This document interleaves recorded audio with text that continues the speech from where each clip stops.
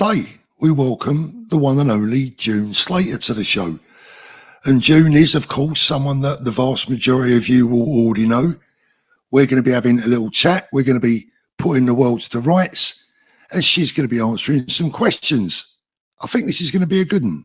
June, welcome to the show. It's an absolute delight to meet you. Thanks for coming on. Firstly, how would you describe yourself these days? Well, you're a political commentator, social justice campaigner. What do you do? How do you class yourself? Just generally pretty angry over everything that's going on and frustrated that I haven't got more of a power base, but too lazy to become an MP. I don't want to be an MP. And people say, oh, June, why don't you go and be an MP? But the sad thing is, as you'll see with any MP, once they get a constituency, they've got to concentrate on that. Whereas I can jump on and off different topics. I put a lot of good people together. You know, I see people who I think, oh, they should know each other. And I do act as a personal advocate for a lot of people. I did it through lockdown. So I don't know how I see myself. I don't think about it. I just do what I do. I'm in groups in WhatsApp with, you know, people on GB News and MPs and different people. So I kind of crowd harvest information to see if I can put it out to people. My big fight in this isn't for any particular side, although I think I'm on the side of the good. Everybody does, I suppose.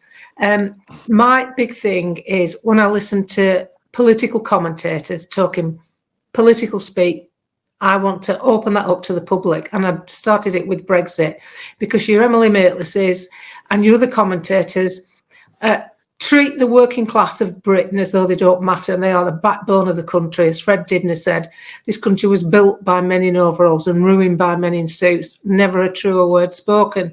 So I see it. I am proud of the fact that I can open up a complex political situation, listen to it and think, right, I've got you by the gonads, and then put that out in layman's terms so that someone who's working in a care home, who hasn't had much of an education or wherever they are, can sit down and listen to me and understand what's going on.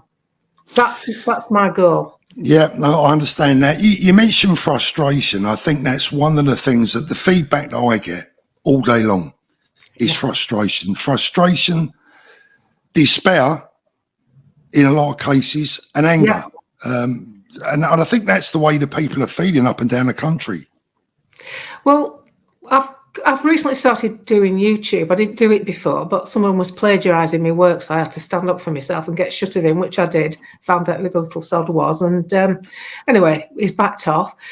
But I use my YouTube channel mostly. I uncover a few political things, explain, you know, what it really means, rather than what they're being told.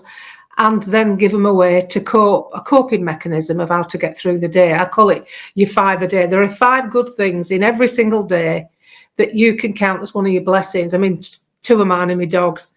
One's Dave, depending on if he's golfing. And try and remember that everything that's good in your life, you put there, not a government. If you love your grandkids, your pets, your garden, your house, booking holidays, you did it, not a government. So we're going through an awakening now where what I want to do, I want to encourage people to find more out of politics by not looking at the media. We've got a massive enemy, and the main enemy is the mainstream media because it's owned by the same 6 companies across the West. It's completely tainted and biased. Hence, you get this polarised view of Tommy Robinson or Nigel Farage or Richard Tice or anybody else on our side of the fence. They're selective. That massive successful rally that Urban Scoop did in, was it, I can't remember which month it was now, was it July? I can't remember. July, July. That was phenomenal. Did it get on the mainstream media? No. So half the country doesn't know it happened.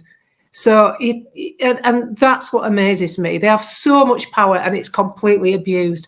We are in the hands of an abusive MSN and an abusive government. The government, don't matter who's in, it's a uni-party. It's just changing heads. They're all offering the same road to go. It's just that it's like going down a helter-skelter, but with the Tories you had a map, and with Starmer you're just going down bare-arsed. I was going to say, what do you make of his performance so far? I mean, it's been dreadful for me, but...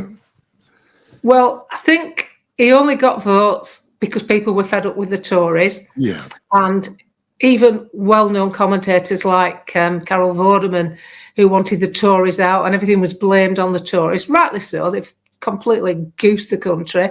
They did it. I lost all faith in them when they buggered up Brexit. But even well-known commentators like Carol Vorderman have had to shut up now, haven't they? Because, okay, the great Labour Party's taken over, and what have they done? First thing they did was set the winter fuel allowance off a load of pensioners. How disgusting when you can send 11 million to Africa because it's hot. That's why they're sending 11 billion, sorry. And where's it going to go? 30% will go in despots' pockets. Yeah, exactly. I mean, how does any of that make sense to anyone with a sensible brain, with a level head? How does any part of that make sense? Well, it's like living in the real Hunger Games to me. One of my first posts in 2015, when I was looking at how the European Union handled immigration and how it was a product replacement and we're the product, I started putting a tagline on my post, welcome to the Hunger Games, because you've got this elitist set of people in the Hunger Games that dress weird and are weird, that have opulence and wealth, and then you've got all these poor starving people in different zones with numbers, no names anymore, and that's where we're heading. It's that type of thing where we're being gaslit all the time. I never heard that word before lockdown, but apparently it's called being gaslighted. Where they tell you one thing, and you know yourself, all the people are sat there watching the TVs, knowing full well that it's completely different. Cost of living crisis. Sod off with what you think it is because you're going off a government figure. Go and buy yourself a pint of milk and a bar of chocolate in a shop and tell me how much it costs you now and tell me how much it costs you in 2020. And you'll see rocketing inflation. And that's why I won't discuss things like Gaza and Israel. I don't care. When I say I don't care about the content of the topic, because there's enough things going on with this country. Yeah. And our country doesn't get discussed in other countries. All our shortfalls, people off their head on spice in shop doorways in Manchester, striding over people to get in a restaurant, homeless. And yet we know full well that a lot of new developments will be handed over to Serco. And you've got people in hotels costing £9 million a day, able-fit young men with full bellies, a pocket full of money, an iPhone, just lolling about, doing nothing. And we've got pensioners who will die this winter because they can't afford to switch to heating. That's not a proper country. Absolutely. I couldn't agree more. I mean, so look, one of the reasons that I came out, I mean, I've been a fairly successful businessman during my life. I'm 63, grandfather of 5 grandchildren, I should say. Love them to bits, naturally. It took a lot for me to come out because I knew what was going to happen. I knew that I was going to get labelled. I was going to probably lose friends, lose business associates. All of that has happened. But I've got to tell you, I feel a freer man for doing so. I feel a better man for doing so. But how hard is this battle going to be? Because you mentioned, people they're still not awake, are they? I mean, Mr. and Mrs. Jones, in wherever, in Middle England, a lot of those people are still watching the mainstream media. Thank God for channels like ours. But how do we reach those people? Well, I said it in a video on YouTube the other day. Let's say I do a video and it gets 10,000 views. Let's not say it's a big one, 10,000 views. And those 10,000 people that saw it tell one person about the content. Suddenly that's 20,000 people. And what we've got to do, we've got to get it across to people that it's not about being a blogger or having a big following. It's about listening to the information you've got, sharing it with those don't take any notice of it. But in small pieces. Don't go on at them and don't overface them with things like chemtrails and profiteering drug companies, how the rollout was rubbish. You can't give them all that information because they're living in a different world to you. What you've got to do is give them stuff they can understand. This is what they can understand. They can understand energy's too much. They can understand they shouldn't be fined because they're in a vehicle to go in and out of our cities with you, Les. They can understand the basics. So you've got to bring them to the light, sounds a bit dramatic, by giving them stuff they can understand. Just talk about things. One person. So if you've got a video with 100,000 views and those 100,000 people tell just one person, that's 200,000 people that are then awake. But the way I can probably give you a bit of insight into this. I'm one of the few bloggers that actually responds to my audience. I look at what they say. I look at every single comment, and I might miss an odd one, but I look at everything on Twitter, Facebook, and YouTube. And the reason I look at that is that's my feedback. And I go through my Facebook messages because I've got a big crowd there. It's probably 200,000 people. And the tone of the messaging in my Facebook message box has completely changed this last 18 months. If I put a post out that was basically exposing the profiteering of the rollout, I'm careful of my vocabulary, explaining how much profit was made and whether or not it was needed. 2 years ago, I would have got very little traction on Facebook, that people turned away from it. People I knew in real life, people that followed me, people that followed me for Brexit turned away because they thought I'd gone bonkers. Now, when I put it out, so many families have been affected by the negative impact. I'm being careful of my vocabulary here because of the way it's affected them physically and mentally. Now, I put something out about that and boom, it's 1,000 likes in an hour.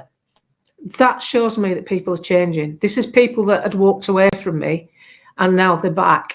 And then the message box telling me of what's gone on, how either they've had some sort of physical reaction or the businesses have been crushed because of lockdown, how they've seen their relatives and neighbours treated.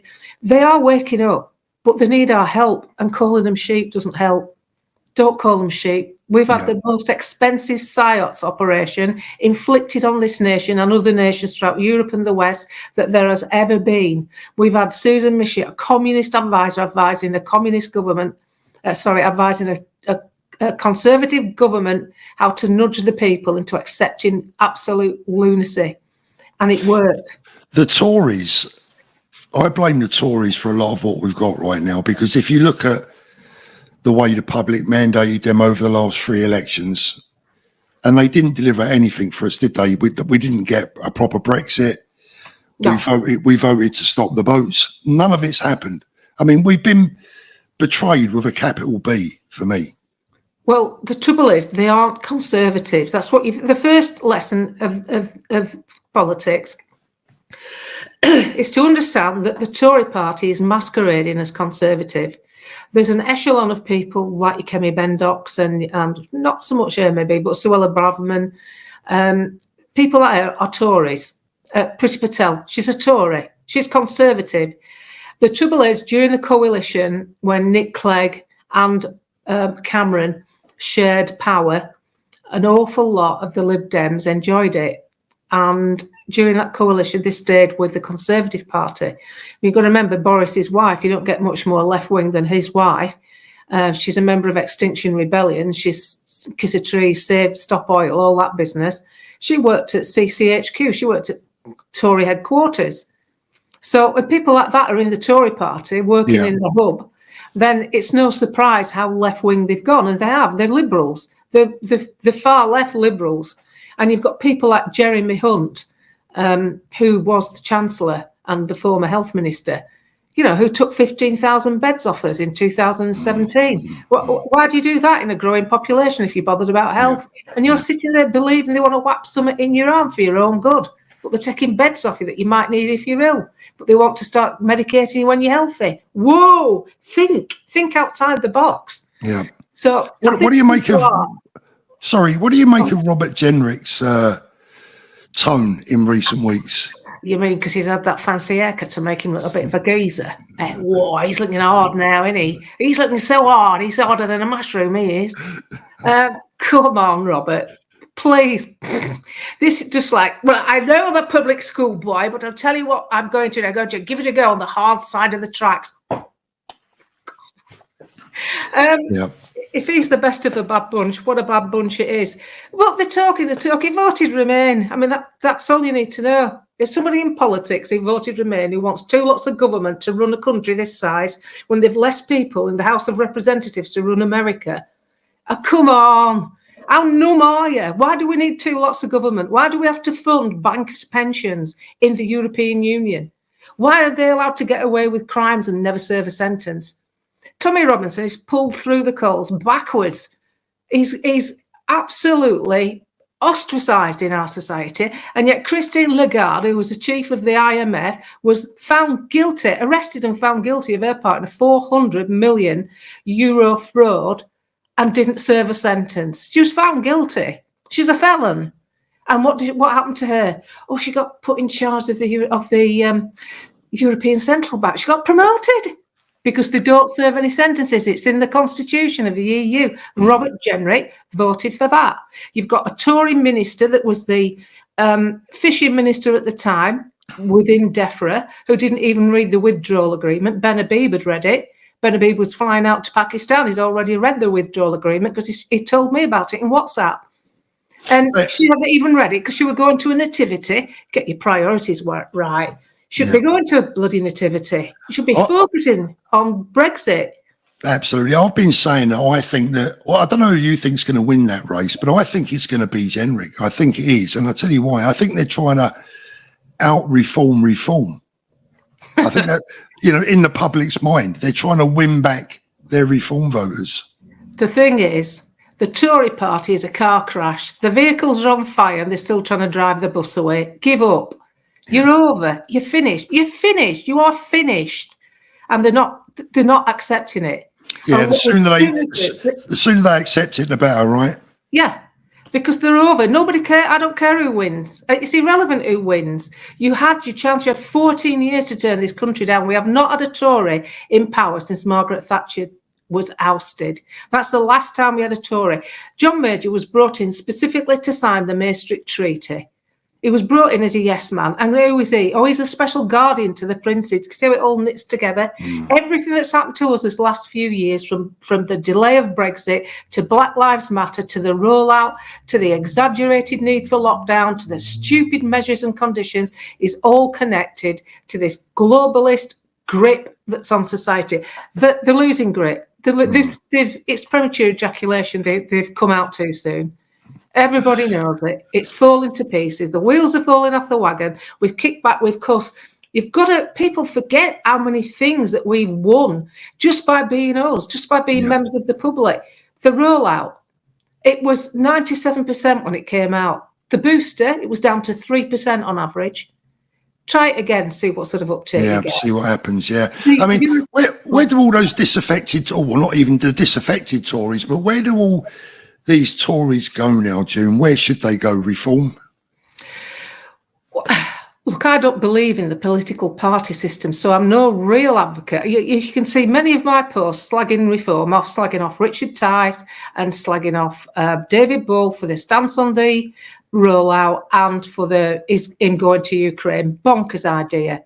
But that said, when you go into battle, you've got to look at the soldiers, and they're the only soldiers turning up. Now, they've just got into power, as in MPs. It's took Nigel Farage nearly 30 years, various things. When he was with UKIP, he was betrayed from within. I know that Gerard Batten is an excellent politician, extremely knowledgeable, but unfortunately, Nigel Farage out-charismaed him. And Nigel Farage has become the name, just like you call butter Lurpak or a vacuum cleaner a Hoover. Nigel Farage is the face of freedom. That's it. He's got the badge. And people flock to him. The Reform Party would not have 5 MPs if he hadn't come back. Now, whatever you think about him, it's irrelevant what you think about him. What you've got to look at is, because of his return to politics, we've got some soldiers in the battlefield. And the battlefield, the most important section, is where the legislation's made, which is Westminster. Now, Tommy's on the outside of that. Tommy's a people person. Tommy inspires the nation. Tommy's the one that will get you to go to war. Tommy's is that. But he's not as well known as Farage, because, Farage attacks it from like a political angle. And you've got to remember, up until Brexit, the establishment, this is what gets me with these people. Your Ian Duncan Smiths and your Jacob Rees-Moggs, they all looked to him with disdain. They wouldn't even let him on the vote leave bus. He had to get his own bus. They wouldn't let him on. Because he was banged to rights with the migrant crisis. So they wanted him to do the heavy lifting on immigration. They didn't want to touch it, where the Tory party were far too nice for that. They want everyone to come to Britain and be happy. No, you don't. If you actually agree with him, but you just don't want to come out publicly. So you've got this character in Nigel Farage, who's now Reform, and they've changed the way they're running Reform. And I know Ben Habib isn't happy, but what people have to get at grips with, it's not about the party, it's about the individual. And we've got 5 individuals who happen to be part of Reform that can now basically within 60-70% of what we want talk our language. Ben Habib can also do that. So he should be backed, whatever badge he wears. He could run the country. He could be a prime minister. He's perfect because you can't call him racist. He's mixed race. His mother's a British architect, retired. His father's from Pakistan. He's well educated. And believe me, Ben was top boy, a head boy at rugby school. You have to be dedicated to get to that position. You have to try really hard. He's not a big buxom bloke that's going to get there because of his rugby skills. He's had to work hard. And he's worked so hard on Northern Ireland. He's put his own money up with Kate Hoy because we've gifted Northern Ireland to Europe. It stinks. Yeah. So what people have to do is forget the party badge. But at the moment, Reform is the party that everybody knows. So we can't lose that momentum. And it's never been a more dangerous time for Nigel Farage in politics because it's the first time he's got within the establishment. It's the first time being an MEP, it's not that important. So they can let him say all his speeches. And although he did have a rough time, he was banned from restaurants, eggs thrown at him, his car interfered with, an airplane crash. He's had enough thrown at him for 20 odd years. And at the end of the day, he probably does like to be centre stage. And he could have kept his mouth shut and continued with his £1.2 million a year salary at GB News and just stayed as a commentator. That's an easier life than coming back into this affray. You saw he was treated in those things. So what we've got to do, we've got to utilise every single soldier and they've got to fight on their chosen battlefield. But unfortunately, now the Electoral Commission would love nothing more than to have enough ammunition to disband Reform. And if he associates with someone who's considered a fringe character like Tommy, right now, I'm talking about this point in time, they are toast. We are sunk. They're out. They'll finish him off. If they can finish Farage off, they'll finish off Reform. It's as simple as that. June, I think I agree with most of what you said there. I think the issue, and look, if this is going to resonate with so many people because, you talk about the soldiers, etc. I mean, I see us as one big family, but we're not all getting on. We're not all seeing eye to eye, but we're all in the same family. I think the problem with a lot of people for Nigel is that when Tommy's been brought up within the media, people feel that he's thrown him under a bus. Now, when I look at the difference between Nigel and Ben, when Ben was asked about Tommy, Ben said, I've never met him and I'm not going to comment on anyone's character if I've never met him in person. Nigel, to the contrary, on more than one occasion, especially after the riots, when, they were nicknamed the Farage riots, complete nonsense. But a lot of people felt that Nigel tried to push that towards Tommy, which was unfair. Yeah, I think it was unfair, but coming at it from a commentator's point of view and watching it all unfold, no one's trying to cancel Ben Habib. No one's bothered at this stage who Ben Habib is. He can go on any TV show, he goes on mainstream media, that's another vital point, but no one's trying to cancel him. They're trying to cancel. He's not under fire. Farage is under fire. It's as simple as that. The guns are facing Farage, not Ben. So Farage has to be 10 times more careful. He's got to go, oh, no, it's nothing to do with me. It's nothing to do with me. Wrong as it may be. In an open and free society, he should be able to say, he's got a point. I don't always agree with him, but he's got a point. But he can't. Because any association, they could, because they're now a political party with MPs, they're under so much more scrutiny. So what we want from the political machine is, by the time Reform came second in 97 constituencies, that fills me with hope, because next time there's an election, and you've got to work now for the next election, people only come out 5 months before, it's not enough, and the snap election is geared up to make small parties fail. And a lot of small parties have too big an ego. They're keeping their own brand going. Doesn't matter about your manifestos. You're not going to go to power. You're not going to go as a new party and become the government. You're only going to become a challenge to unsuitable government. And that's what people need to realise. So what we need Farage's party, whatever it's called, Reform, don't matter, the people that think like that need to grow in numbers. And you'll see it with the council elections, because I know I've got a shed load of Tory councillors that are defecting to reform. And councils these days have a lot of devolved powers that are very dangerous, especially with carbon capture and all that other bollocks. Yeah. So we need reform to grow on the ground like that, steal some Tories, so that the Tory party suddenly say, hang on, it's not working for us anymore. We've got to do something. We've got to let that grow. It's not the right interval in time. I think if we're successful, the time will come when the two people can sit in a room and have a conversation, but it's not now. I agree, June, I agree. I mean, I don't think anyone's, even Tommy himself, has never expected Nigel to come out and go, oh, you know, whatever. I don't think anyone expects that. No. And you're right, it would be political suicide to a large degree. I mean, Nigel's big friends with Donald Trump. Would it not be a better idea for Nigel? I mean, if you was his advisor, how would you advise him to heal this rift, in the respect that I think Trump's approach, instead of trying to win over a media that he's never going to win over, they're going to hate him till the end of the earth and back, right? Sure. So is it now not time where he actually said, you know what, screw you, this is the truth? Should he more be Donald Trump? No, it's Britain. It's not America. Donald Trump's a billionaire. Donald Trump's got a huge, huge following in America, contrary to what the media tell you. He's got the whip hand. He does own the silent majority. Farage isn't in that position, nowhere near. For a start, he's not wealthy enough. Number two, there's a huge number of people still see Farage as an out-and-out racist. A huge number of people in Britain see that. He's got to win them over. Now, the trouble is, that echelon of people, they're not watching this podcast. Everybody watching this podcast knows there's something up with the country. Yeah. Farage has got to attract the people that don't really understand why there's a need for reform, that, you know, still think they should have Boris Johnson back. It's a different marketplace. No, it shouldn't go anywhere near it. The best thing for both characters, stop talking about each other. Don't let it be a topic. Take a leaf out the Royals book. What do? Whatever slander is thrown at the royal family, they just go silent. It's the best way. See, I could go along. Do your work, do your soldiering in your battlefields, keep pushing forward. I mean, I've got to say, I think Tommy Robinson's media company, Urban Scoop, does some excellent documentaries.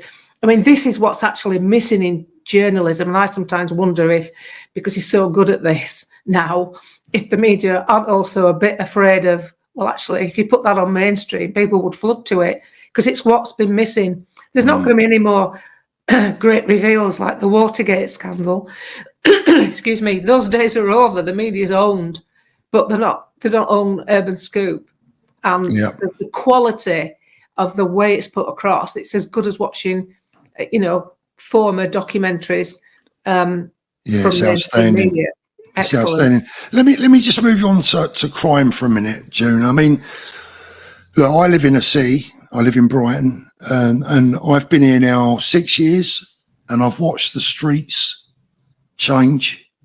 I've watched the demographic change. I've watched the dangers increase. I mean, I'm a father of 2 daughters and 4 granddaughters, and it's got to the point now where I'm frightened every time they go out of the house. How have we got to that state? I mean, maybe it's just me being a worrying dad. I've always been a worrier. But I'm extra scared these days. I don't think you're just a worrier, are you? You know it's going to pot. I know it's going to pot, and we've got a government here that's prepared to let criminals, paedophiles, off the sentences early, while someone who's put an unsuitable tweet out goes to jail and is refused bail. We have lost the plot where crime's concerned, and unfortunately, we're a soft touch.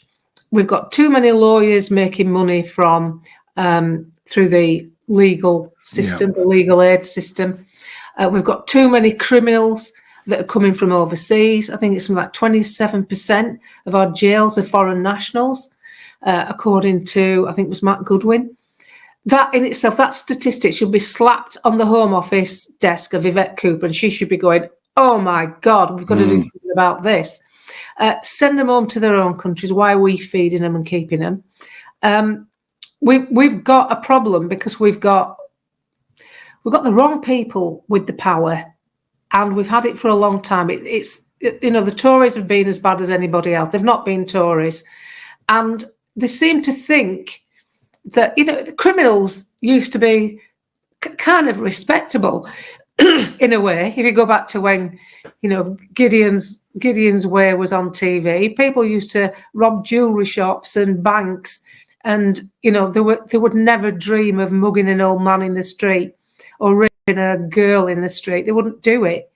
There was a kind of decency to them, if you know what I mean. Yeah. Now the crimes are horrendous, and they're getting off with them through mental health issues, and men going out buying frocks after they've been arrested and charged, going out and buying frocks and pretending to be trans, using the trans movement as an excuse, so they'll get put in a women's jail when it's a sex offence. It's insanity. It's mad. Insanity. And yet we've got Yvette Cooper and Keir Starmer, who thinks women can have a penis. So the only penis I've ever wanted is probably Kevin Costner. He's probably have to be plied with liquor to have me. Hey, you're showing your age now, Jim. Yeah, I am. Indeed. So I think crime. We haven't got a police force. I mean, I don't want to see them dancing in gay pride colours. I want to see a Bobby that, Lawrence Fox summed it up. He said when he was a kid, his mother always said, if anything's going wrong, run to a policeman. But now he wouldn't tell his kids to run to a policeman. Stay away from them. Would you find one? Yeah. Stay away from them is my advice. I mean, look, I think the individual officers, they got a difficult job, but I mean, I'm very disappointed with the way the police seem to be leaning these days. It's, yes, a lot of it might be coming from above, but I always say this, June, it doesn't matter to me how much you paid me. I can't desert my own people and do the wrong thing under any order. Well, the trouble is, no matter what they say about funding and being short of bobbies, when you can watch videos online where 3 and 4 coppers are turning up because of a tweet or a Facebook post, and yet burglaries aren't getting any response. If they rob you or mug you, you're just in a queue.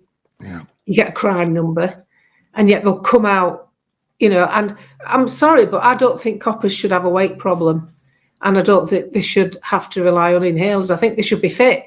I think they should be. You wouldn't send a footballer out like that. You would say, well, he's really nice. Leave him alone. All right, he's fattest goalkeeper we've ever had, but he's right nice, he's Billy.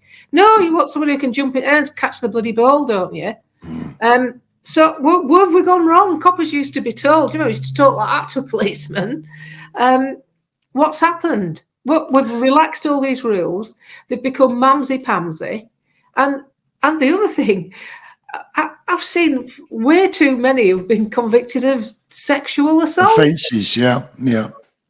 It's crazy. I mean, there seems to be, certainly what I see in Brighton, there's no fear, there's no respect of the police whatsoever. I mean, people just swan around pretty much doing whatever they want to do half the time. I think that we're living through an era where society's breaking down. I think the Romans must have felt it at the time, but they didn't have the internet to talk to each other. But we're watching society that we built up be broken down, and be broken down by those that are running it, because what they want, all they're bothered about, is what's left. Is enough people. You see, people can't understand this product replacement that's going on with our country. It's been going on a number of years. It was brought in by the EU before it was called the EU. By Count Kudenov-Kalergi. And it's basically what they want to do is bring enough. We don't have enough children. So in Britain, it's 1.6 per household. In Germany, it's 1.9. I think the figures have even dropped since then. So they look at it like a demograph, like, oh, well, in time to come, we won't have enough slaves really to do the menial tasks. So we need to bring more people in who'll do those tasks. So let's bring them in from struggling countries in the Middle East and Africa. So bring them in. Then when they come in, they'll be that grateful to be here, they won't argue with anything. We'll be able to just rule over them. You see, the trouble is with us, we've got too feisty, we've got too educated, we've got too stand-up-ish. We take to the streets, we do podcasts, we put things on our social media, we talk to people in the shop, down the pub. They don't want it. They want us to shut up and put up. And we won't. And unfortunately, there's a younger element that probably will. And they want these foreigners to come in. I mean, you've got to remember when Theresa May was the Prime Minister, Amber Rudd was the Home Secretary, and they were bringing these children in, with the beards. One of them had a mobile. I had a message from a foster woman, foster carer, and she said, June, you won't believe what's happened. She said, we've been instructed we have to take migrants or we lose our licence. Yeah. And they gave her a mobile phone, a separate mobile phone, that if anything went wrong, she should ring this number. This is what in a message to me. So they got this lad who was supposedly 14. And she said he looked really mature. He needed to shave. She had to have a separate fridge for halal stuff and a room, if not a room, an area in the house where he could have his prayer mat so he could pray. And if there was any kick-off about anything, they should all go to this main bedroom, lock themselves in and ring this number and it will be attended to. Anyway, the lad moved in, he was fine and he went to school. And he was, and the other thing was, in the summertime, her daughters shouldn't wear bikinis or swimwear around the house. Maybe shorts, but nothing too revealing. This was. She showed me the document. Crazy. I couldn't believe it. And then she contacted me to say that they were watching TV, and he was showing pictures on his phone of home and showing his wife. And the daughter said, he's showing me his wife. How do you get a wife at 14? Yeah. Then one afternoon, they're watching TV and it kicked off. He wrecked the place. The girls ran out the room, ran up to this bedroom, used the mobile, locked themselves in. The van pulled up. The guy was taken away nicely. He wasn't like badly treated. And he kicked off because they were watching, is it X on the Beach? Some program like that. Love Island. It was something like that where all these girls were in bikinis. And he kicked off calling them all whores of the devil and what have you. And you see, the thing is, this is during Theresa May, who thinks the worst thing she's ever done is run through a cornfield. That lady is responsible for an awful lot of bad legislation. You know what I mean? Nicely lost the documents when there was a paedophile ring exposed within government. Where did they go?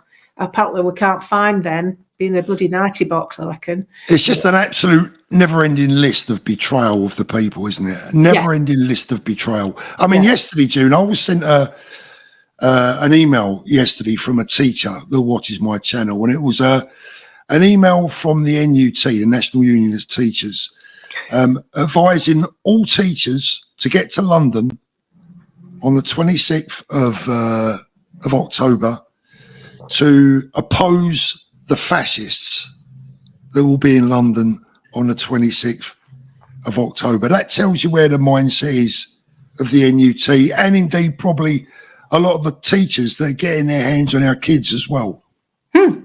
And at the end of the day, don't they realise that most fascists came from socialist backgrounds? Yeah. The Nazi Party is an abbreviation of the National Socialist Party. Mussolini's party was a socialist party. They don't come from right wing. They come from the left. Because you've got to remember that the left's thinking is so unpopular, they force it on you. You can't leave China. It's not easy to leave China, and you can't live in China and denounce communism. You're in, that's it. And the reason they have to force it is because not many people would vote for it. You see, you've got 20% of the population have put Keir Starmer in place. And they describe it, the Labour Party describe it as a landslide. That's not a landslide because 80% of the country didn't turn out to vote for you. Yeah. So, and out of that 20%, the great thing is never despair that this guy's taken us down the wrong road too fast. I can't get down it fast enough because every time he opens his mouth, he loses support. He looks dead behind the eyes to me, Yeah. He looks dead behind the eyes. He worries the life out of me, June. Well, it doesn't worry me because they just replace him with another stooge. But the great thing is that the best vehicle for opening people's eyes up is him. He's opening more eyes than you and me put together. Never interrupt an idiot when he's at work, eh? Yeah. So before you go, I want to ask you, look, we do have this bit of a rift. A lot of us are working to try and put right. Two questions, actually. I believe firmly that Ben Habib despite the fact that he's now out of reform, I feel that Ben still has a major role to play as a peacemaker, as someone that can be a go-between. I think it's very important that Ben is involved with reform. But how would you suggest that we heal this rift and get things back on track so that we can go forward and win our country back? Because it's now, for me, it's a battle of good versus evil. It's a long battle. There's not going to be a battle that's won with a flag put up and a finish line. I think this is just like, this is like bailing a boat out when it's sinking. You've just got to keep getting the water out.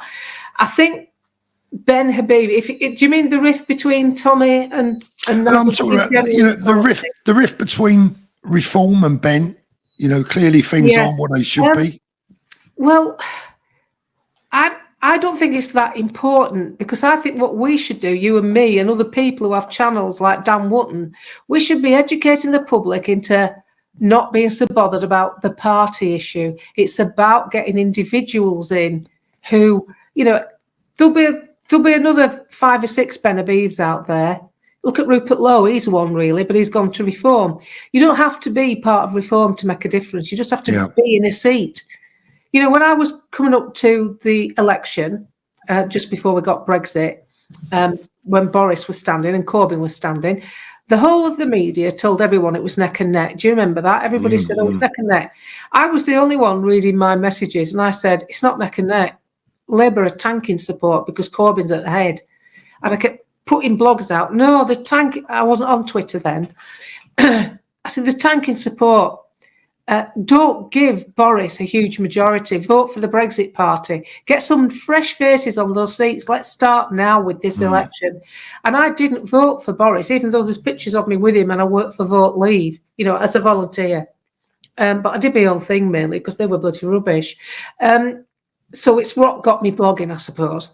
And I wanted people to vote for the Brexit Party. Now, the Tories betrayed Farage then because they said, stand down, stand down. And now we did the right thing because, the guy that led Vote Leave won the country, but he didn't really win it. The fear of Corbyn won that election. The fear of having a real far lefty running the country won Boris the seat, and then he trashed it. And this is what people who don't follow the politics of it need to know. Net zero was on page 54 of the manifesto. Page 54 would never, ever in a million years get handled in the first term of office. That would be something that would be handled in the second term of office, and Boris only lasted 2 years. So there was no need to bring that forward. That's his first, bad thing. He also said he'd die in a ditch if he didn't instigate Brexit. How many times did he say that? Yeah. Right to the wire. Well, that was it for me. Support for him ended then, because he betrayed us. The biggest betrayal you could do to me is Brexit. And Brexit is still the biggest thing that's happened to us politically. And it's half the reason they want to bring Farage down, because Brexit, you've got to remember, you've got this globalist movement, and the European arm of the globalist movement is the EU. And we've pulled away from it, the cash cow. You've got Germany, who gave them the most. We gave them the second biggest donations. Germany got a lot back from it. New roads, new infrastructure, building coal mines. They've had a shed load out of EU. We haven't. Yeah. So we're the second biggest donator and we pull away. They can't survive without us. The euro is falsely propped up and has been for donkey's years with quantitative easing. It's a fake currency. And what's happened is we've pulled away. But because of the way we've been in, with all these different agencies that we're part of, half the money that we're spending is still going to EU agencies. So Boris really let us down to me. And, when he got in, everyone said, Boris won the election. No, he didn't. He did not win it. Corbyn won it for him. Put him in there. So we have now a great opportunity. We can see now that Starmer's as bad as Corbyn. Whoever comes after him is going to be as bad. David Lammy, thick as a brick. What an embarrassment. Yeah. So we know it's going to be bad, but the best thing about it being bad is all those that we can't wake up because they've got fat and comfortable and they're too busy spending their money on whatever they're spending their money on and having the stuff done at weekends. They're now being hit.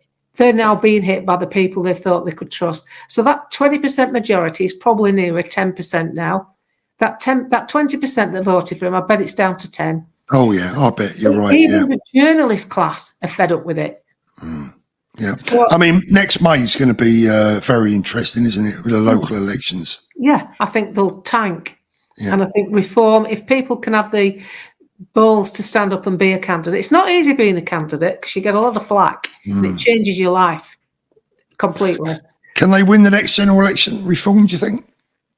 And the next general election, I think when you say win the general election, they'll either win or they'll be the credible opposition. People have had enough. They've had enough. And this is why it's important to, like, whatever rift there is between Ben and Tommy or anybody else, that has to take second stage to letting this party have a go and get going. They're trying to reform it. The reforms, people are complaining about the way Nigel has reformed reform because he's setting it up like a proper political party. Let me just explain why it was set up like a business, incorporated. If you set up as a political party but you're incorporated, you don't have a membership, you eliminate a shed load of red tape. So the Electoral Commission, which is only a quango set up by Tony Blair, can't get you. If you set up with a membership, you have a lot more red tape to jump through, and it's hard and it's easy to trip you up. So they set up because they didn't have any seats, it wasn't such a big deal, and now they have to get democratic, as Ben rightly insists. But the way they've done it is no different to how the Tory party or the Labour Party have done theirs. Yes, the membership can vote a leader down, but what you've got to be careful of here is there's that much money available thrown at fighting us, the Brexiteers, the freedom fighters, whatever you want to call us, Tommy Robinson supporters, Farage supporters, us. There's that much money available to fighters that if Nigel Farage had done it any different, all you need is an influx of membership. Right, we'll all join reform. All these lefties, they all join and vote him out. If you get rid of him, they die. That's the trouble. So the way he's reformed the party, it runs like any other political party. Yes, the membership can vote down the leader or ask for a new one or select one, but they have to go through the management of the party. Now, he's also got rid of Paul Oakden, who was one of the people that was within UKIP at the time when UKIP dissolved into no more than a pressure group, which is all it is now. There is only one credible contender on our side of it. We haven't got any choice. You can't say, well, I really like what they're doing. Heritage Party, nice fellow running it, pretty reasonable policies. We're not strong enough. We're not strong enough. And this is why I've got to educate people that, and we've got to educate reform. There's no way they should have stood a candidate in Andrew Bridgen's seat. They should have given him a chance. I mean, he would book it anyway because of the way the Tories handled it. But we shouldn't be standing against each other. That rule should still apply. Yeah. So if David Curtin's going to stand in a constituency, don't stand a reform candidate. Give him the floor. You're not that important. You're not going to win every seat. Look at where you came second. And if you came second in the seat where David Curtin is, I don't know whether he did or he didn't, then ask David to stand down. Do what's right for the country. Park your egos. Park it. There's too many egos in politics, right? Yeah. For sure. June, it's been lovely having you on. I really, really appreciate your time. Thank you. Thank you so much. Keep doing what you do. Keep fighting. All right. And, we'll just keep going. I mean, look, we'll do our best, right? Yeah, that's it. Keep talking. Keep informing people. Talk to your neighbours, talk to people on a dog walk, talk to people in the supermarket queue. Just keep opening it up a little bit at a time.